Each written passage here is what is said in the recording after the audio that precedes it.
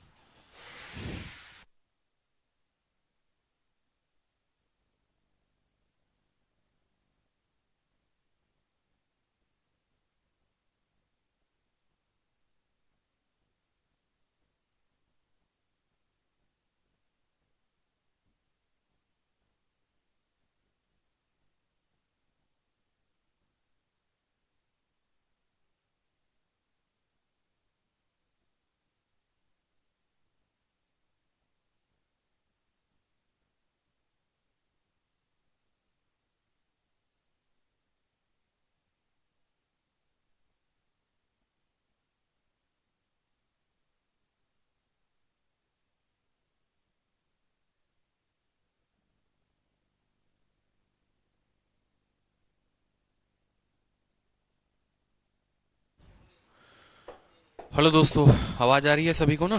बहुत अच्छे। चलो, आज 2 क्लास है। ठीक है, हाँ सर, यहाँ पे सही लग रहा है। ठीक है, 5 बजे तक एक क्लास है और 5 बजे से उसके बाद चौथी क्लास है आप लोगों की। क्योंकि उसके पीछे का भी रीज़न मैं आप लोगों को बताऊंगा ऐसा क्यों है। ठीक है,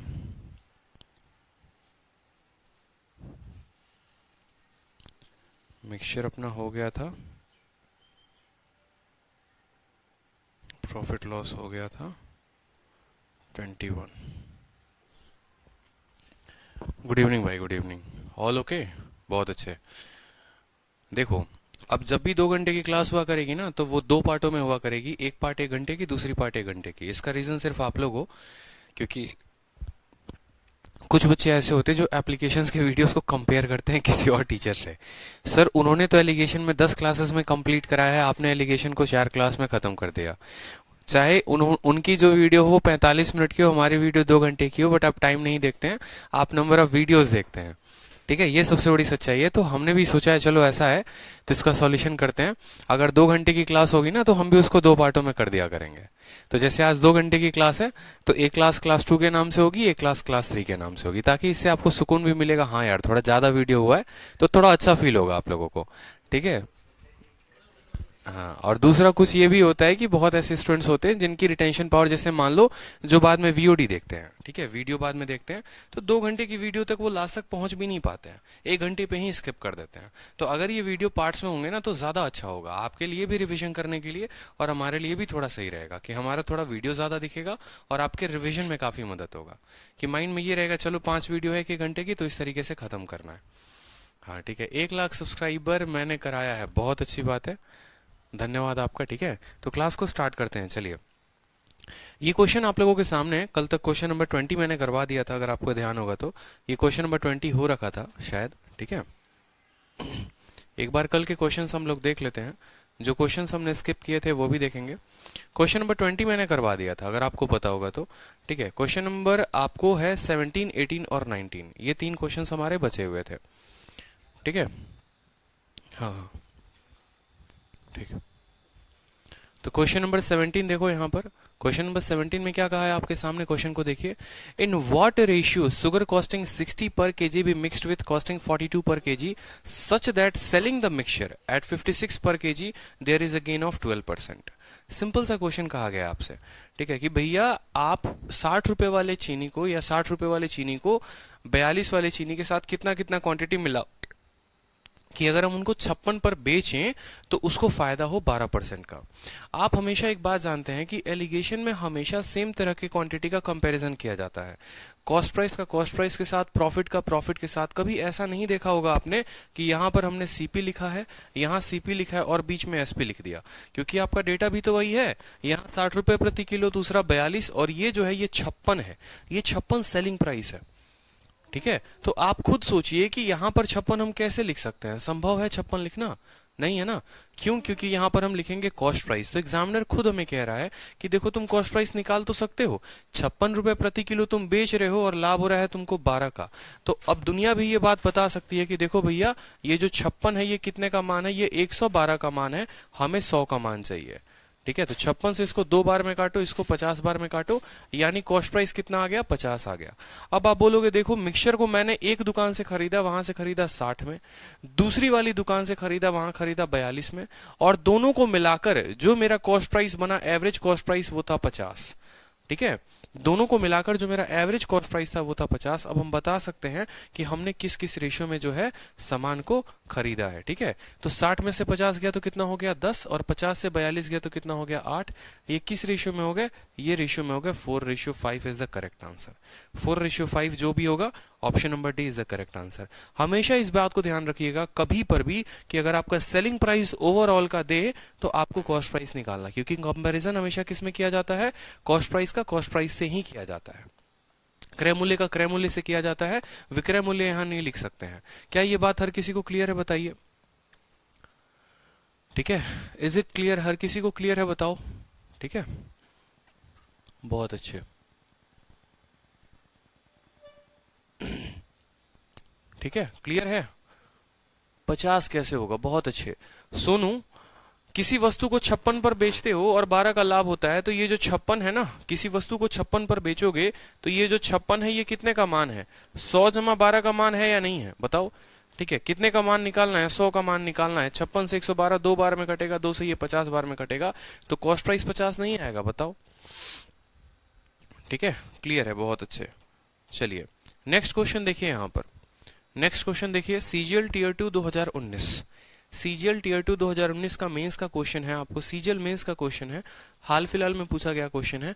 सवाल देखिए, सेम तरह का सवाल है कि 16 रुपए प्रति किलोग्राम मूल्य के 39.6 किलोग्राम नमक में 28 रुपए प्रति किलोग्राम मूल्य का कितना नमक मिलाया जाता है कि मिश्रण 29.9 की दर से 15% लाभ पर बेचा गया हो।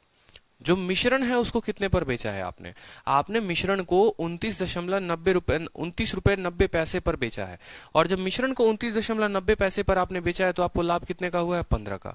तो क्या आप ऐसा कह सकते हैं कि अगर मैंने मिश्रण को 29 पर बेचा है तो मैंने मिश्रण को खरीदा कितने पर होगा। एक मिश्रण का खरीद 28 रुपए, दूसरी वाली मिश्रण का खरीद 39.6 रुपए। ठीक है, सॉरी, पहली वाली मिश्रण का खरीद 28 रुपए, दूसरी वाली मिश्रण का खरीद 16 रुपए।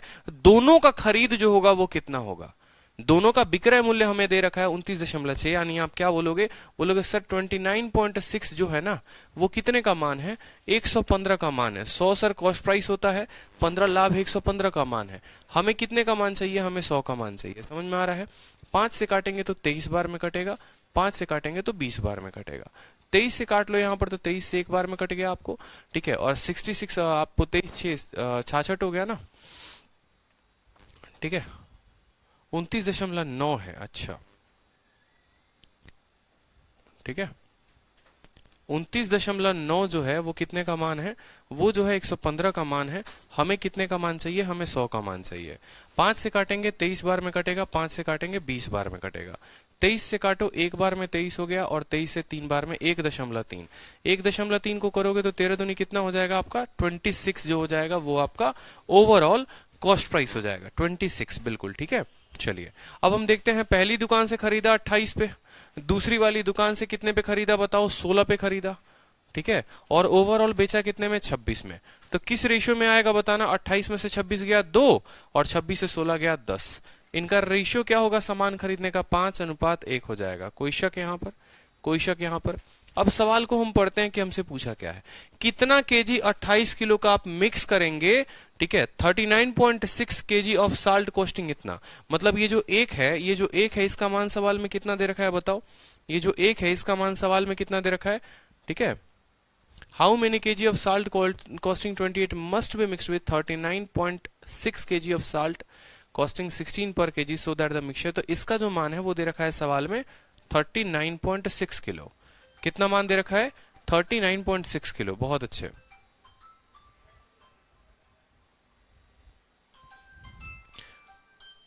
प्रीति पूछ रही है सर 115 कैसे आया। आप लोगों ने क्या पढ़ा है, प्रॉफिट लॉस आप लोगों ने नहीं पढ़ा है क्या, बताना जरा। कुछ भी नहीं पढ़ा, कुछ भी नहीं आता, मतलब प्रॉफिट लॉस क्या करा है फिर इतने दिनों में, सीधा का सीधा क्या एलिगेशन देखने आ गए हो। कोई वस्तु अगर 29.9 रुपए पे बेची जाएगी और 15% का लाभ होगा तो वो कितने का मान होगा, 29.9 जो है वो 115 का मान होगा, ठीक है। और कॉस्ट प्राइस निकालना है तो कितने को गुना करेंगे, 100 के साथ गुना करेंगे, 26 रुपए हमारा खरीद आ गया, ठीक है। कोई भी वस्तु को, मैं सिंपल सा क्वेश्चन पूछता हूं, किसी वस्तु को आप इतने रुपए में बेचते हो, इतने का लाभ होता है, क्रय मूल्य कितना होगा, कैसे पता करोगे कि अगर सेलिंग प्राइस आपका, अगर किसी आर्टिकल का सेलिंग प्राइस जो है वो है आपका 29.9 रुपीज, आपका प्रॉफिट जो है वो है 15%, आप सीपी कैसे बताओगे, बताना जरा। कॉमन सेंस की बात है कि भाई ये जो 29.9 है ये 15% लाभ के साथ ये 115% का मान है, हमें 100% का मान चाहिए, ठीक है। चलो, तो यहां पर हमारा 26 आ गया। हमने जब घटाया तो देखो इस एक का मान सवाल में 39.6 दे रखा है, हमसे पूछा ये 28 वाले का आपने कितना वजन लिया हुआ है, तो 28 वाले का जो वजन लिया है, वेट लिया है, वो कितना लिया है, 5 × 29.6 हमने लिया हुआ है, ठीक है। 30 का 5 गुना कितना होता है, 30 का 5 गुना 150, 145, और 148 जो होगा वो हमारा आंसर होगा, 148 ऑप्शन में नहीं होगा, करेक्ट कर लो, ठीक है। पहला ऑप्शन 148 है, दूसरा ऑप्शन 133 है, 135 है, 132 है, करेक्ट कर लीजिए। मतलब बताओ, जब अरिथमेटिक खत्म होने वाला है तब कोई स्टूडेंट हमसे ये पूछता सर ये 115 कैसे आया। भाई साहब 1 महीने बाद पेपर है, ऐसे करके हवाबाजी में जाओगे ना पेपर देने, 2 साल तक पेपर नहीं निकलेगा और यहीं रोते रहोगे सर पेपर कैसे करें। थोड़ा घर से भी प्रैक्टिस करके आया करिए आप लोग।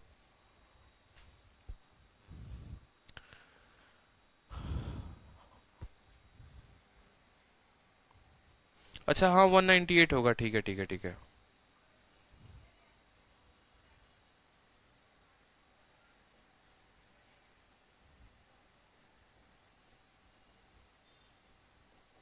One 198 is the correct answer, correct कर लो।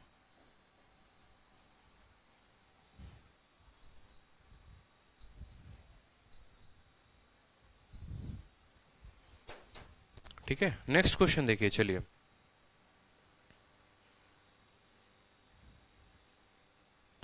क्वेश्चन नंबर 19 देखिए। क्वेश्चन नंबर 19 में क्या कहता है आपसे कि एक स्टूडेंट है जो 10 पेंसिल खरीदता है और 8 पेन खरीदता है। पेंसिल कितना खरीदता है, 10, और पेन कितना खरीदता है, 8। कितने रुपए में खरीदता है, 150 रुपए में। वो पेंसिल को 4% के लाभ पर बेचता है और पेन को 7% के लाभ पर बेचता है। उसको पूरे पर जो फायदा होता है वो 9 रुपए का होता है। ओवरऑल उसे जो फायदा होता है वो 9 रुपए का होता है। आपसे कहा गया है कि हर पेंसिल और हर पेन का कॉस्ट प्राइस बता दीजिए।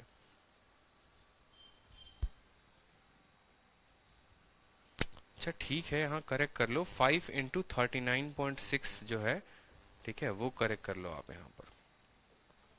ठीक है, एक स्टूडेंट 10 पेंसिल खरीदता है, 8 पेन खरीदता है, वो पेंसिल को 4% के लाभ पर बेचता है।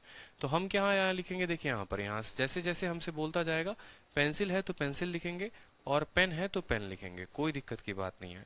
हमसे कहा गया है, देखो जी, ये सवाल जो है ना, मैंने प्रॉफिट लॉस में कराया था, जब मैंने प्रॉफिट लॉस आप लोगों को पढ़ाया था, क्योंकि ये मेंस का क्वेश्चन है, ठीक है, ये मेंस का क्वेश्चन है। और प्रॉफिट लॉस के क्लास नोट्स में जब आप देखेंगे तो ये सवाल मिलेगा। और तब भी हमने आपको कहा था कि जब हम एलिगेशन कराएंगे तो हम वहां पर दोबारा से रिवाइज करा देंगे।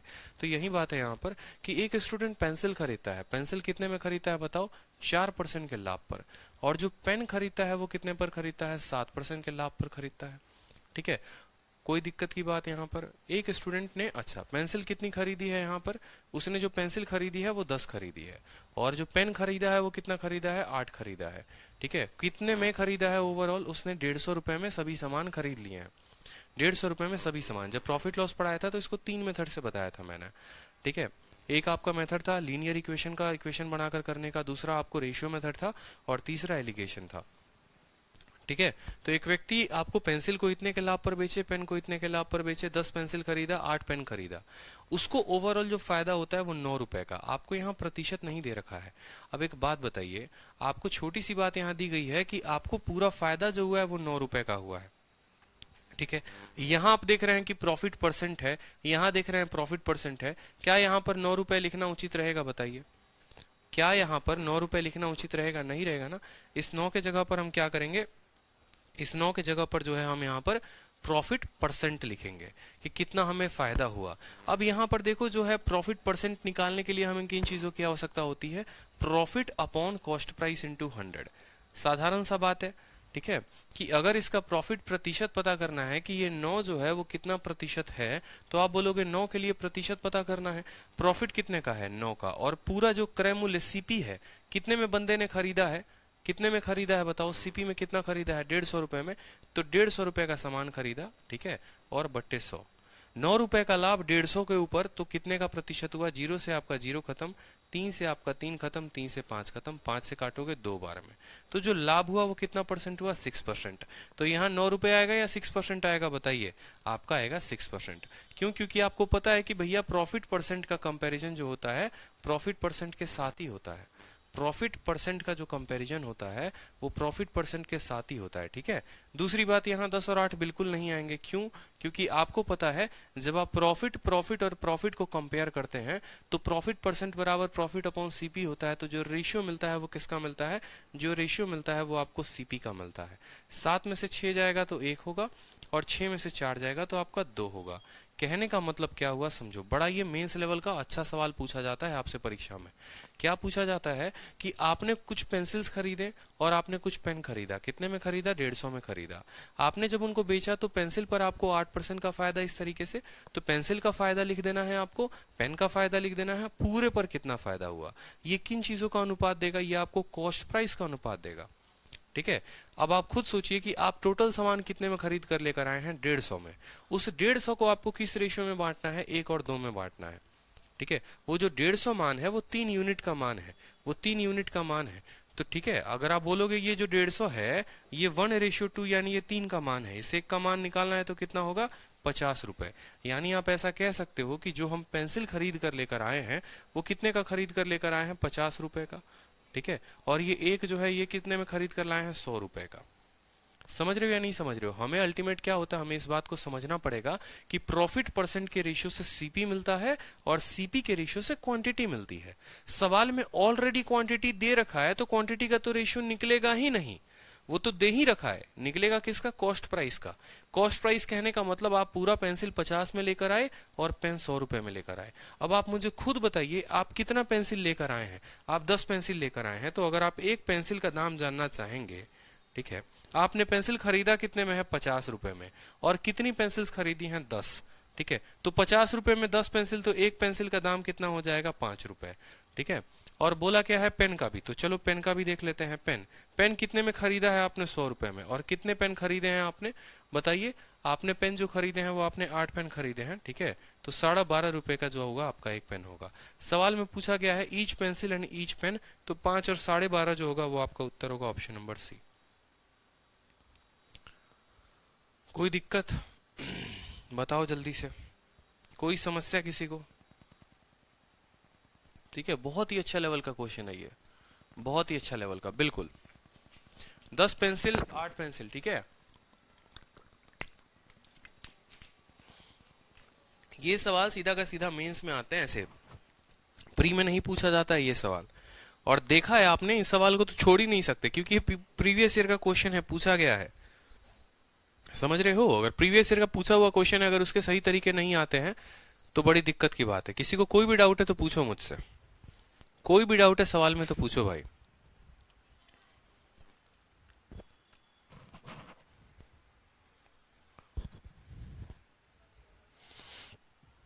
हाँ, रिपीट कर देते हैं, देखिए समझिएगा, ठीक है। सोनू कुमार गिरी, बच्चे अच्छे से देखिए, सभी स्टूडेंट्स अच्छे से देखो एक बार।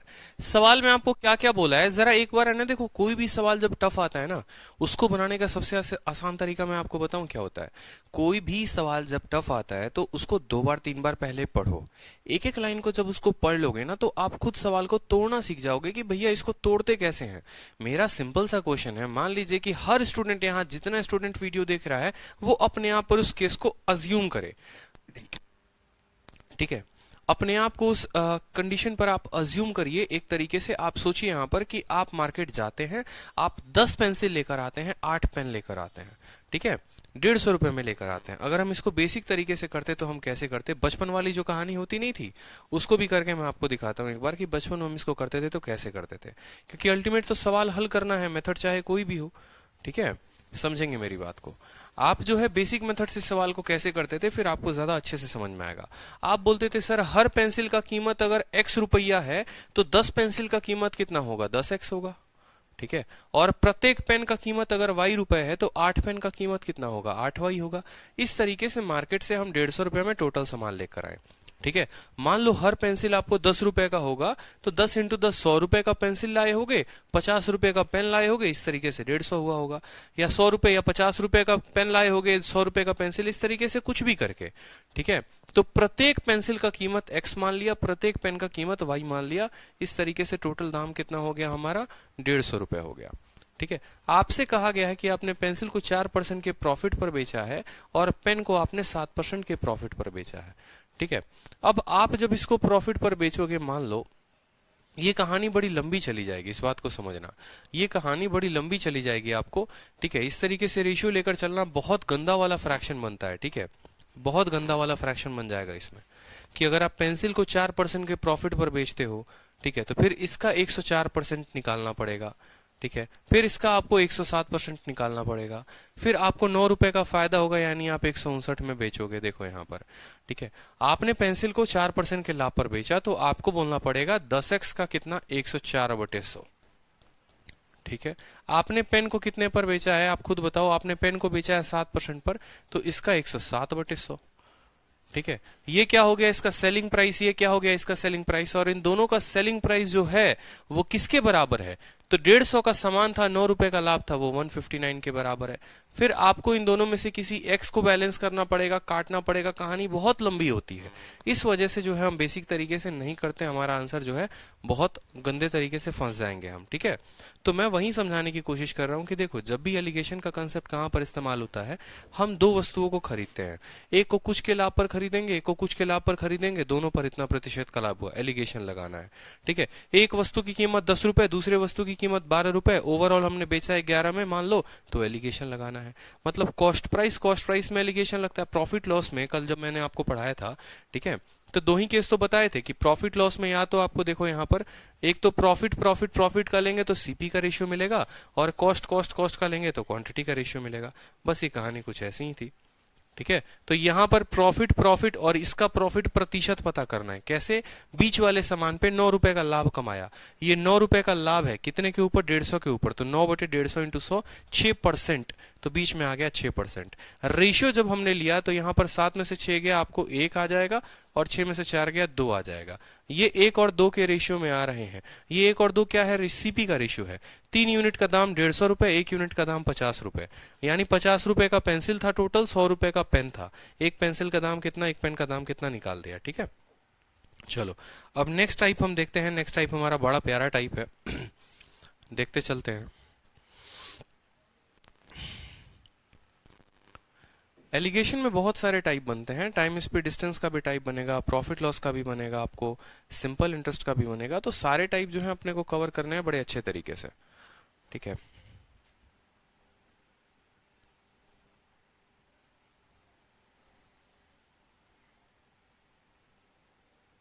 नेक्स्ट टाइप देखिए, नेक्स्ट टाइप आता है आपका डिस्काउंट बेस्ड क्वेश्चन, ठीक है। प्रॉफिट परसेंट की जगह प्रॉफिट भी लिख सकते हैं, नहीं लिख सकते हैं, प्रॉफिट परसेंट की जगह बिल्कुल प्रॉफिट नहीं लिख सकते हैं, ठीक है। प्रॉफिट परसेंट की जगह अगर आप प्रॉफिट लिखेंगे, मैंने कल क्या बताया था आपको, आप लोग छोटी छोटी बातों पे इतना कंफ्यूज होते हो ना, ठीक है। एग्जाम्पल के तौर पे जरा मैंने एक छोटा सा बात आपसे कहा था यहाँ पर, कि हमारे पूरे के पूरे प्रॉफिट लॉस में कितनी चीजें हम पढ़ते हैं, 4 चीजें पढ़ते हैं, कि या तो क्रय मूल्य होता है, नहीं तो सेलिंग प्राइस होता है, प्रॉफिट होता है, लॉस होता है, और क्या होता है, प्रॉफिट परसेंट या लॉस परसेंट होता है। ये 4 पॉइंट हम पढ़ते हैं पूरे प्रॉफिट लॉस के चैप्टर में। इन 4 चीजों से ज्यादा तो और कुछ नहीं होता। डिस्काउंट वाला कंसेप्ट बाद में है, ठीक है। कॉस्ट प्राइस जो होता है, ठीक है, उसको कैसे लिखते हो, 10 रुपए प्रति किलो। कल की क्लास में नहीं थे, इस वजह से आज की क्लास में दिक्कत हो रही है। डेली रेगुलर क्लास लिया करो तो समझ में आएगा, नहीं तो हर क्लास में क्या होगा, पिछले क्लास के चलते 10 मिनट एक्स्ट्रा देना पड़ेगा, ठीक है। सेलिंग प्राइस 20 रुपए प्रति किलो और प्रॉफिट जो है, मान लो आप क्या बोलते हो कि मुझे 10 रुपए का लाभ हुआ। कहने का मतलब मान लो हमारा, चलो यहाँ पर है हमारे अभिषेक जी हैं, अभिषेक सामान खरीदने जाते हैं, तो सामान खरीदने जाएंगे तो वो किस रेट से सामान को खरीदेंगे? आलू मान लो खरीदने गए तो आलू का रेट है 10 रुपया प्रति किलो, ठीक है। अब उनको लग रहा है कि भैया पेपर ऊपर टाइम पे हो नहीं रहा है, तो चलो आलू बेचने का काम शुरू कर देते हैं, तो उन्होंने 20 रुपए प्रति किलो में बेच दिया। उनको जो लाभ हुआ वो कितने का हुआ? 10 रुपए का लाभ हुआ, ठीक है। और लाभ प्रतिशत में पूछे कि कितने परसेंट का लाभ हुआ, तो बताएंगे प्रॉफिट का परसेंट जो होता है वो प्रॉफिट अपॉन सीपी इंटू 100 होता है। एलिगेशन हमारा हमेशा एक ही बात कहता है कि हम एलिगेशन उन चीजों में लगाते हैं जो किसी के रेस्पेक्ट में होते हैं, जो किसी के तुलना में होते हैं, जिनकी तुलना की जाती है। अगर आप देखेंगे यहाँ पर कॉस्ट प्राइस को, तो कॉस्ट प्राइस जो है ना, ये जो रुपया है, ये किसके तुलना में है? ये केजी के तुलना में है, ठीक है। ये जो सेलिंग प्राइस है ये किसके रेस्पेक्ट में है? ये केजी के तुलना में है, ठीक है। प्रॉफिट जो है वो सिर्फ और सिर्फ रुपया है, इसका किसी के साथ कंपैरिजन ही नहीं है। और प्रॉफिट परसेंट जो है वो है प्रॉफिट अपॉन सीपी इंटू 100। हमेशा एलिगेशन उनके में लगता है जिसके में कोई रेशियो हो, मतलब हम सीपी सीपी सीपी का रेशियो ले सकते हैं, इसका एलिगेशन बना सकते हैं। और जब इसका एलिगेशन बनाएंगे तो नीचे क्या आएगा? तो नीचे जो यहाँ नीचे दिया होगा वही नीचे आएगा, ठीक है। सेलिंग प्राइस का क्यों नहीं ले सकते? क्योंकि सेलिंग प्राइस अलग अलग वेरी करता है, फिक्स नहीं होता। किसी वस्तु की सेलिंग प्राइस आज 10 रुपए भी हो सकती है, कल 20 रुपए भी हो सकती है, 50 रुपए भी हो सकती है। तो जो मान स्टेबल नहीं है वो हम वैल्यू नहीं लेंगे यहाँ पर, इस बात को समझिए। नेक्स्ट बात करते हैं, क्या प्रॉफिट या लॉस में एलिगेशन लगा सकते हैं? कि अगर प्रॉफिट की वैल्यू से या लॉस की वैल्यू से एलिगेशन बिल्कुल नहीं लगा सकते। क्यों? क्योंकि देखो ये रुपया है, ये किसी के तुलना में नहीं है। ये ऐसा नहीं है कि 10 रुपए प्रति किलो, 20 रुपए प्रति किलो, ऐसा कुछ तुलना में नहीं है, तो प्रॉफिट या लॉस में एलिगेशन लग ही नहीं सकता है, ठीक है। नेक्स्ट पॉइंट बात करते हैं प्रॉफिट परसेंट या लॉस परसेंट। तो प्रॉफिट परसेंट या लॉस परसेंट में एलिगेशन लग सकता है। क्यों लग सकता है? क्यों? क्योंकि ये प्रॉफिट अपॉन सीपी है, ठीक है। ये प्रॉफिट अपॉन सीपी है, प्रॉफिट जो है, ठीक है, मिल रहा है, लेकिन किसकी तुलना में? सीपी की तुलना में। तो जब प्रॉफिट परसेंट का सीपी रेशियो लगेगा, तो किन चीज का रेशियो देगा? वो सीपी सीपी सीपी का रेशियो देगा, ठीक है। सर फास्ट पढ़ाइए, नहीं तो सिलेबस टीयर 2 के बाद भी कंप्लीट नहीं हो पाएगा।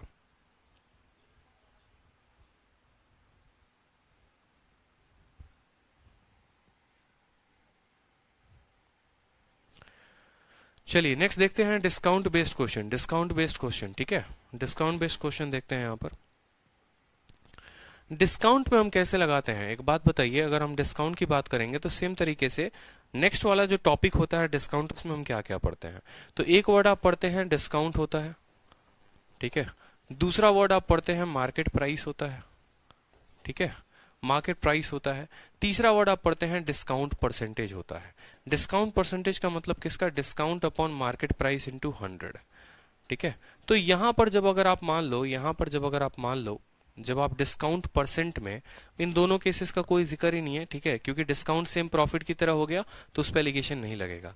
जब इन दोनों केसेस में अगर आप डिस्काउंट परसेंटेज पर देखोगे एलिगेशन, तो जब आप डिस्काउंट के परसेंट पर एलिगेशन लगाओगे, यानी यहां पर एक वस्तु का डिस्काउंट लिखोगे, दूसरे वस्तु का डिस्काउंट यहां लिखोगे, ठीक है, डिस्काउंट परसेंटेज यहां लिखोगे, 3 डिस्काउंट, D1%, D2% और ये ओवरऑल D%। तो डिस्काउंट के परसेंटेज से क्या मिलेगा माय डियर? तो उससे आपको एमपी का रेशियो मिलेगा। उससे आपको क्या मिलेगा? एमपी का रेशियो मिलेगा आपको, market price of first article and market price of second article. इस तरीके से हमें, ठीक है, रेशियो मिलेगा। तो किसका? मार्केट प्राइस का। वही स्ट्रक्चर हमने यहाँ पर लिखा हुआ है कि पहले का डिस्काउंट परसेंट, दूसरे का discount percent, overall discount percent ratio किसका देगा? मार्केट प्राइस का रेशियो देगा। तो चलिए यहाँ पर सवाल पहला देखते हैं, ठीक है। एक छोटा सा सवाल है, हमसे कहा गया है कि एक सेलर जो है, एक विक्रेता जो है, 2 तरह के वॉचेस बेचता है, 2 तरह की घड़ी बेचता है। पहले को 8% पर बेचता है, दूसरे को 15% के बेचता है, ठीक है, समझ रहे हो। टोटल मार्केट प्राइस दोनों आइटम का 2100 रुपए है। टोटल मार्केट प्राइस दोनों आइटम का 2100 रुपए है। आपसे कहा गया है difference between the market price of both item अगर टोटल डिस्काउंट 12% है तो। अगर टोटल डिस्काउंट 12% है तो सेम प्रॉफिट परसेंट की तरह है, डिस्काउंट में कुछ भी नया नहीं होता। अगर आप डिस्काउंट वर्ड को हटाकर वहां वहां प्रॉफिट लगा देंगे तो ये प्रॉफिट लॉस का ही क्वेश्चन बन जाएगा। डिस्काउंट वर्ड को हटाकर वहां पर अगर आप प्रॉफिट वर्ड जोड़ देंगे, बस डिस्काउंट को हटाओ और प्रॉफिट लगाओ, तो सेम आपका एलिगेशन से सेम मेथड हो जाएगा। पहले वाले को कितने पर डिस्काउंट दिया? 8% का डिस्काउंट। दूसरे वाले को कितने को दिया? 15% का डिस्काउंट। ओवरऑल जो डिस्काउंट मिला वो कितना मिला? 12% का। कोई दिक्कत की बात? 15 से 12 गया 3, 12 से 8 गया, कितना हो गया 4 हो गया। ये हमारा क्या आ गया, डिस्काउंट से हमें क्या मिलता है, एमपी का रेशियो मिलता है, मार्केट प्राइस का रेशियो मिलता है, ये बात हमें पता है, ठीक है। जैसे वहां पर प्रॉफिट परसेंट से सीपी का रेशियो मिलता है, यहाँ डिस्काउंट से एमपी का रेशियो मिलता है। 3 और 4 7 यूनिट, यही 7 यूनिट का मान सवाल में कितना दे रखा है, यही 7 यूनिट का मान सवाल में 2100 रुपए दे रखा है, ठीक है। तो आप बोलोगे सर ये जो 7 यूनिट है इसका मान कितना है, 2100 है, प्रत्येक यूनिट का मान कितना हो जाएगा, 300 हो जाएगा। हमसे सवाल में क्या पूछा गया है, हमसे पूछा गया है टोटल मार्केट प्राइस देकर difference between the market price of both item, इन दोनों के बीच का अंतर, 3 यूनिट और 4 यूनिट का अंतर कितना है 1, और एक का मान कितना आ गया 300, तो हमारा जो उत्तर हो जाएगा 300 हो जाएगा, ठीक है। तो आपने ये चीज देखा कि मेंस में एक जगह पर क्या दिया हुआ है, प्रॉफिट वर्ड डाल कर दिया है, और दूसरी बार अगले ही मेंस में उसी तारीख में नेक्स्ट शिफ्ट में, जैसे 11 को हुआ था, फिर ये 12 को पेपर था, ठीक है, तो फिर 12 को आपको क्या दे दिया, वहां पर डिस्काउंट वर्ड दे दिया। तो हमें ये बात अच्छे से समझना पड़ेगा कि profit percent, profit percent, profit percent, CP का ratio, discount percent, discount percent, discount percent, MP का रेशियो, 7 का मान 700, 1 का मान 100, काम खत्म, ठीक है। 7 का मान 2100, 1 का मान 300, काम खत्म। तो डिस्काउंट में इसी तरीके के क्वेश्चन बनते हैं, जहां जहां वर्ड डिस्काउंट देगा आप उसको कंपेयर कर सकते हैं प्रॉफिट से, क्योंकि डिस्काउंट जैसे एमपी पर मिलता है वैसे ही प्रॉफिट सीपी पर मिलता है, ठीक है। तो इसमें जितने सवाल आप लोगों ने प्रॉफिट पर देखा होगा उसी तरीके के सवाल सेम जो है वर्ड हटाकर डिस्काउंट डाल दिया जाएगा तो वो डिस्काउंट पर बन जाएंगे। तो इस पर ज्यादा क्वेश्चन हम नहीं करेंगे, ठीक है। नेक्स्ट जो होता है, ठीक है, नेक्स्ट जो होता है वो क्या होता है, नेक्स्ट जो टाइप होता है वो होता है आपका सिंपल इंटरेस्ट बेस्ड क्वेश्चन, ठीक है। एलिगेशन में जो अगला टाइप आता है वो होता है साधारण ब्याज पर आधारित प्रश्न। जैसे साधारण ब्याज के बहुत सारे ऐसे क्वेश्चन हैं जिनको आप किससे कर सकते हो, आप एलिगेशन लगाकर हल कर सकते हो। साधारण ब्याज के बहुत सारे क्वेश्चन में एलिगेशन लगाया जा सकता है, ठीक है। लेकिन क्या रेट लगता है, क्या तरीका होता है, उस बात को समझेंगे। देखो सिंपल इंटरेस्ट जो है वो क्या है, एक ब्याज है, और ब्याज हमेशा किस पर मिलता है बताओ, ब्याज हमेशा मूलधन पर मिलता है। जैसे अगर बात करोगे आप कि भैया हमको इंटरेस्ट चाहिए, ठीक है, हमको क्या चाहिए, इंटरेस्ट चाहिए, तो ब्याज आप बोलोगे तो क्या बोलोगे, 2 रुपया टका, 3 रुपया टका, 5 रुपया टका, 10 रुपया टका, आप बोलते हो कि नहीं बोलते हो। कोई भी साहूकार के पास जाओगे, भैया क्या दर है तुम्हारा, रेट ऑफ इंटरेस्ट क्या है, बोलता 2 रुपया टका। कहने का मतलब क्या है कि वो 2 रुपए चार्ज करता है आपको कितने पर, 100 रुपए पर, वो 2 रुपया चार्ज करता है कितने पर, 100 रुपए पर, यानी प्रत्येक 100 रुपए पर, प्रत्येक 100 रुपए पर वो कितना टाइप करेगा, प्रत्येक 100 रुपए पर 2 रुपए का ब्याज लेगा, हर 100 रुपए पर वो 2 रुपए का ब्याज लेगा, ठीक है। यानी ये जो 2 है ये क्या है, ये रेट ऑफ इंटरेस्ट है, ये जो 2 है ये क्या है, रेट ऑफ इंटरेस्ट है, ठीक है। ये 2 रुपए आप कह रहे हो ना, ये 2 रुपए रेट ऑफ इंटरेस्ट है। तो साधारण ब्याज में हम कंपैरिजन जो करते हैं, ठीक है सर, तो साधारण ब्याज में जो कंपैरिजन करते हैं वो किसका करते हैं, वो हमेशा रेट ऑफ इंटरेस्ट का कंपैरिजन होता है कि भैया तुम एक दुकानदार से पैसा लेकर आए तो उसका रेट क्या था, दूसरे से लेकर आए तो उसका रेट क्या था, ठीक है, और ओवरऑल जो आपने बेचा या ओवरऑल जो अगर आप दोनों पर देखेंगे तो उसका रेट क्या था। क्लियर हो रहा है, ठीक है। जैसे किसी व्यक्ति से अगर, ठीक है, किसी व्यक्ति से मान लो 10% के रेट से लेकर आते हैं, किसी व्यक्ति से 20% से लेकर आते हैं, ठीक है, और किसी व्यक्ति से मान लो यहां पर जब हम ओवरऑल देखेंगे तो पता चलेगा 12% या 13% से लेकर आए होंगे। तो इस तरीके से अब ये जो रेशियो देगा खुद बताओ, आप खुद सोचो, यहां पर ब्याज लगाते हो 2 रुपया पर टका पे, ठीक है, 2 रुपया टका, तो ये जो टका है वो क्या है, ये जो टका है वो क्या है, इसका कहने का मतलब कि 2 रुपए आप चार्ज कर रहे हैं 100 रुपए पर, यानी जब हम रेट और रेट का हम एलिगेशन लगाएंगे तो हमें प्रिंसिपल और प्रिंसिपल का रेशियो मिलेगा। समझ में आ रहा है, कोई दिक्कत यहां पर। अब जैसे यहां पर क्वेश्चन देखिए, यहां पर सिंपल सा क्वेश्चन आपसे, बड़ा प्यारा क्वेश्चन पूछा गया है, ठीक है। मैं आपको क्वेश्चन एक सिंपल सा देता हूं तो आपको ज्यादा सही लगेगा, ठीक है।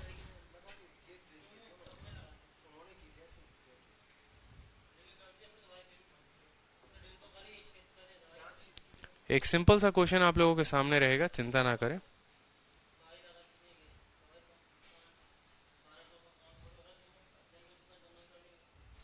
चलिए इस क्वेश्चन को बनाइए, सीपीओ का क्वेश्चन है, ज्यादा बड़ा क्वेश्चन नहीं है। क्वेश्चन में कहा गया है कि 10,200 रुपए की एक राशि को 3 वर्षों के लिए, ठीक है, उधार पर लिया गया है। मान लो कुछ रेट से लिया गया होगा 8% प्रति वर्ष और शेष को 6% प्रति वर्ष साधारण ब्याज की दर से, ठीक है। यदि कुल ब्याज 2,124 है तो 6% प्रति वर्ष पर कितनी राशि निवेश की गई थी, ठीक है, बताइए। सिंपल सा क्वेश्चन है, ठीक है, बहुत सिंपल क्वेश्चन है। आंसर बताइए। चलिए पहले आप लोगों से आंसर चाहते हैं, आप लोग आंसर दीजिए। आपसे कहा गया है कि 10,200 रुपए को आपने 2 पार्टों में इन्वेस्ट किया है, तो मुझे खुद बताओ आपने पहले पार्ट को इन्वेस्ट किया है वो कितने में किया है, 8% पर किया है, ठीक है। इस सवाल को बताने के पहले एक बेसिक सा क्वेश्चन आप लोगों के लिए जरूरी रहेगा। चलिए एक आपसे क्वेश्चन सिंपल बेसिक सा हम आपसे पूछते हैं। ये हमारा राम है, ठीक है, ये हमारा राम है, ठीक। राम ने, ठीक है, राम ने अपने 2 बेटों को पैसे दिए, ठीक है, राम ने अपने 2 बेटों को पैसा दिया। एक बेटा इसका मुन्ना था और दूसरा बेटा मान लो इसका, ठीक है, छोटू था। एक मुन्ना था और एक छोटू था। मुन्ना को जो पैसा दिया वो किस आपको मुन्ना को जो पैसा दिया वो दिया 5% के दर से, ठीक है, और छोटू को जो पैसा दिया वो 3% के दर से दिया, या मान लो ऐसे 5% के दर से और छोटू को जो पैसा दिया वो 3% दिया। मुन्ना को जो पैसा दिया वो 5% के दर से दिया, छोटू को जो पैसा दिया वो 15% के दर से दिया। अगर आपसे ये कहा जाता है कि दोनों पे जब वो पैसा 1 सालों के बाद देखता है कि 1 सालों के बाद उसे कितने पैसे आए, तो उसने प्राप्त किया कि भैया उसको 14% पैसा मिला, ठीक है, दोनों से 14% पैसा मिला। तो क्वेश्चन में आपसे ये पूछा जाता है कि मुन्ना और छोटू को जो पैसे दिए गए थे वो किस अनुपात में थे, तो बताइए यहाँ पर किस रेशियो में थे। सिंपल सा क्वेश्चन। मुन्ना को 5% के दर से, छोटू को 15% के दर से, तो उनको जो पैसा दिया गया वो किस रेशियो में दिया गया, बताओ। तो क्या बोलोगे? बोलोगे सर देखो मुन्ना 5% का, यानी ये क्या हो गया आपका रेट हो गया। छोटू को 15% के रेट से, यानी ये क्या हो गया, ये रेट हो गया। और ये 14% के दर से, यानी ये भी क्या हो गया, रेट हो गया, ठीक है। 15 में से 14 गया कितना हो जाएगा 1, और 14 में से 5 गया कितना हो जाएगा 9। यानी आप ये बोलोगे कि सर उनको जो पैसा दिया गया है वो 1:9 में दिया गया है। जो उनको पैसा दिया गया, बहुत शानदार, सभी के उत्तर आ रहे हैं, ठीक है, बहुत बच्चे नए हैं, कोई बात नहीं, ठीक है। तो उनको जो पैसा दिया गया वो 1:9 में दिया गया है। मेरी बात को समझ रहे हैं या नहीं समझ रहे हैं? कि मुन्ना को अगर 1 रुपया दिया जाता है तो छोटू को कितनी आ जाती, 9 रुपए दिए जाते हैं। क्लियर है? 1:9, बिल्कुल, ठीक है। तो हमेशा हमें इस बात को ध्यान रखना है कि रेट को रेट के साथ कंपेयर करेंगे तो क्या मिलेगा, आपको प्रिंसिपल मिलेगा। अब कुछ सवालों में क्या होता है कि एग्जामिनर ये बात जानता है कि आपको आता है लिगेशन लगाने, तो वो किन किन पॉइंट्स को टफ करने की कोशिश करता है, समझना मेरी बात को। वो क्या करेगा, आपको यहाँ पर ये जो रेट ऑफ इंटरेस्ट है ना, यहाँ पर ये रेट ऑफ इंटरेस्ट नहीं देगा कल के दिन। कल के दिन वो यहाँ क्या करेगा, आपको ब्याज दे देगा। जैसे अब पीछे वाले क्वेश्चन में आपने क्या देखा था, प्रॉफिट परसेंट, लेकिन यहाँ 9 रुपए का लाभ। याद आ रहा है ना पिछला वाला क्वेश्चन, जहां पेंसिल को इतने % लाभ पर, इसको इतने % लाभ पर, और यहाँ 9 रुपए का लाभ। तो उस केस में आपने क्या किया था, उस केस में आपने यहाँ लाभ बताया था, ठीक है, कि भैया लाभ जो है वो कितना होगा, ठीक है, प्रतिशत में कितना होगा। उसी तरीके से यहाँ पर क्या होगा, आने वाले समय में आपको ये रेट नहीं दिया जाएगा, आपको जो है ये दे दिया जाएगा कि आपने ब्याज जो कमाया वो कितना कमाया, ठीक है, जो आपने ब्याज कमाया वो कितना कमाया, ठीक है, ब्याज जो कमाया वो कितना कमाया। तो जैसे मान लो यहाँ पर ये हमारा मुन्ना है, ठीक है, जैसे एक एग्जांपल यहाँ पर देखो आप, तो उस केस में क्या करना होगा, आपको पता करना होगा कि ये रेट ऑफ इंटरेस्ट जो है वो रेट ऑफ इंटरेस्ट कितना है, 10% रेट है, 20% रेट है, 25% रेट है, जो रेट है वो कितना है, ठीक है। जैसे क्वेश्चन देखिए आप, क्वेश्चन देखिए आप, ये सवाल काफी अच्छा है। देखिए आप यहाँ पर कि हरीश के पास 40,000 रुपए हैं, उसने इसे 2 बैंकों में जमा कर दिए। पहले बैंक द्वारा दिया गया ब्याज 9.5% प्रति वर्ष है, दूसरे बैंक का 5.5% प्रति वर्ष है। यदि 1 वर्ष के अंत में हरीश को 3200 रुपए मिलते हैं तो दोनों बैंकों में जमा की गई राशि का अंतर क्या होगा। हमने आपको क्या कहा, हमने आपको ये कहा कि एक बैंक में इस रेट से पैसा जमा, दूसरे बैंक में इस रेट से पैसा जमा, या मान लो रेट ऑफ इंटरेस्ट आपको दे देगा, लेकिन ओवरऑल जो है वो आपको नहीं देगा कि ओवरऑल आपका ब्याज कितना बना है, कितना % है, वो नहीं देगा। वो बोलेगा इतने का ब्याज बना, इतने का ब्याज बना या इतने का बना। अब वो आपके ऊपर है कि आप उसको कैलकुलेट कैसे करोगे, ठीक है, आपको यहाँ रेट ऑफ इंटरेस्ट लेकर आओगे तभी तो कंपैरिजन करोगे। तो आप देखो कैसे बनाओगे सवाल को। आप बोलोगे देखो पहले वाले बैंक में हमने, जो पहला वाला बैंक था उसमें क्या रेट रहा मेरा, पहले वाले बैंक में 9.5% का रेट रहा। दूसरे वाले बैंक में, ठीक है, पहले वाले में जो रेट रहा वो 9.5% रहा। दूसरा वाला जो बैंक है उसमें रेट कितना रहा, 5.5% का रहा।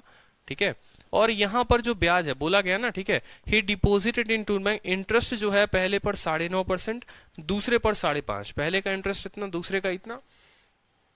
और साल के अंत में कितने रुपए मिले हैं, साल के अंत में 3200 रुपए मिले हैं। ठीक है, साल के अंत में कितने रुपए मिले हैं, 3200 रुपए मिले हैं। ये बात क्लियर है। अब क्या 3200 को हम कंपेयर कर सकते हैं 5.5% से, या 3200 को 9.5 से? किसी से कंपेयर किया जा सकता है? किसी से भी कंपेयर नहीं किया जा सकता। क्यों? ये प्रतिशत में है और ये रुपए में है। तो उस केस में आप खुद बताइए कि एसआई परसेंटेज निकालेंगे या नहीं निकालेंगे, आप रेट परसेंटेज निकालेंगे या नहीं निकालेंगे, बताइए। रेट निकालेंगे कि ये रेट प्रिंसिपल का कितना परसेंट है। तो कुछ नहीं करना, बस आप ये बताओ ये जो 3200 है ये क्या है, ये ब्याज है। ये 3200 क्या है, ब्याज है। और ये प्रिंसिपल का कितना परसेंट है, तो ये प्रिंसिपल का 4000% है। अगर आप एसआई को परसेंटेज की बात करोगे तो ये 3200 कितने सालों का मान है, 1 सालों का। ये 3200 जो है ये 40,000 का कितना परसेंट है, पता करने के लिए इसको 40,000 से भाग करेंगे। 4 0 से 4 0 खत्म, 4 से 8 बार में खत्म। आप बोलेंगे सर ये कितने, ये 3200 जो है, ठीक है, हरीश हैविंग इतना डिपोजिटेड इन 2 बैंक, ठीक है, कितने परसेंट का मान आ गया हमारे पास, 8% का मान आ गया। हम यहाँ क्या लिखेंगे, 8%। अब देखिए कंपेयर करिए, 9.5 में से 8 गया तो कितना हो गया, 1.5%। 8 में से 5.5 गया, कितना हो गया, 2.5%। ठीक है, अगर हम इनका रेशियो देखेंगे, 1.5 और 2.5 का रेशियो देखेंगे अगर आप, ठीक है, ये क्या है, ये 2.5 है और ये रेशियो में क्या है, 1.5 है। 5 से काटोगे तो 5 बार में और 5 से काटोगे तो 3 बार में। यानी जो पैसे हैं वो किस रेशियो में जमा किए होंगे, जो पैसे हैं वो 5 और 3 के रेशियो में जमा किए होंगे। क्लियर है कि नहीं है, 5 और 3 के रेशियो में जमा किया होगा। यानी हम ऐसा कह सकते हैं कि अगर टोटल हरीश ने 40,000 रुपए जमा किए हैं और उसका 5 पार्ट इस बैंक में जमा है और 3 पार्ट इस बैंक में जमा है, तो जो भी 40,000 रुपए है वो कितने पार्ट का मान है, तो 5 और 3 वो 8 पार्ट का मान है। हमें कितने पार्ट का मान निकालना, हमें से कहा गया difference of the balance amount deposited. ठीक है, इसमें 5 जमा किया, इसमें 3 जमा किया, तो जो अंतर है वो कितने का है, वो अंतर है 2 का। 2 से 4 बार में कटेगा, 4 से 4 कटेगा, ठीक है, 7, 7.5, 7.5।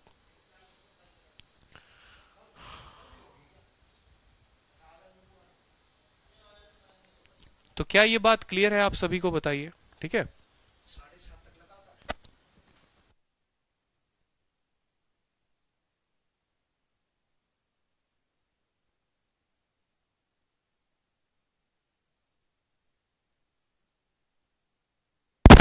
एक्चुअली हो क्या रहा है ना, बहुत मतलब यहाँ दीमक लग रखे हैं रूम में, ठीक है, काफी दिनों से। तो उसी की पेस्टिंग चल रही है यहाँ पर। पेस्टिंग का मतलब वो पेस्ट वाले आए हुए हैं ना, तो उसी के चलते थोड़ा डिस्टरबेंस मुझे भी हो रहा है। तब से मेरे नाक में मतलब वो इतना ज्यादा वो केमिकल जा रहा है, लेकिन फिर भी यहाँ खड़ा होकर आप लोगों को पढ़ा रहा हूँ क्योंकि सर मेरा घूम रहा है। पूरे रूम में भी पेस्टिंग चल रही है। अभी जस्ट कैमरे के नीचे से वो आए हैं, यहाँ पेस्टिंग करके गए हैं, तो पूरा वो सर पे चढ़ता है ना जो होता है केमिकल पूरा। ठीक है, समझिए। तो हमें हमेशा क्या करना है, 9.5%, 5.5% और बीच वाले का क्या निकालना है, ओवरऑल कितना परसेंट है, ओवरऑल कितना परसेंट है, तो 8%। और उस 8% को, एक और बात, ये जो आप निकाल रहे हैं ये 8% का, तो बहुत बच्चे बोलेंगे सर आपने कैसे निकाल दिया। तो देखो, निकालने का तरीका कुछ भी नहीं है, आपको पता है ना रेट का फॉर्मूला, कि रेट बराबर क्या होता है, रेट बराबर SI upon principal into 100 upon time. बोलो हाँ या ना, पता है कि नहीं पता है। मैं बोल रहा हूं यहाँ 9.5 का दर है, यहाँ 8.5 का दर है, बीच में कितना होना चाहिए, तो बीच वाले का रेट बराबर, रेट का formula SI upon P into 100 upon time. ब्याज कितने का मिला, ब्याज 3200 का मिला। प्रिंसिपल कितना है, प्रिंसिपल 4000 है, ठीक है, 40,000 है, और 100, और समय कितना है, समय 1 साल है। बस 4 0 से 4 0 खत्म, 8 खत्म, 8% रेट आ गया, 8% लगा दिया। आने वाले हर सवाल में ऐसे ही करेंगे। आने वाले हर सवाल में पहला पार्ट का रेट, दूसरे पार्ट का रेट, बीच में कितना रेट आया, ये रेशियो देगा हमें प्रिंसिपल का, और उस प्रिंसिपल का मान दिया हुआ है। ठीक है, तो 5 बज चुकी है। एक और क्लास आप लोगों की इवेंट अभी दिख रही होगी, ठीक है, क्लास 3 के नाम से, तो आप उस पर लाइव आ जाइए। ये क्लास को मैं एंड कर रहा हूँ, ठीक है। क्लास 3 के नाम से एक इवेंट दिख रहा होगा, आप उस पर लाइव आ जाइए, तुरंत के तुरंत लाइव आ जाइए। चलिए, ठीक है।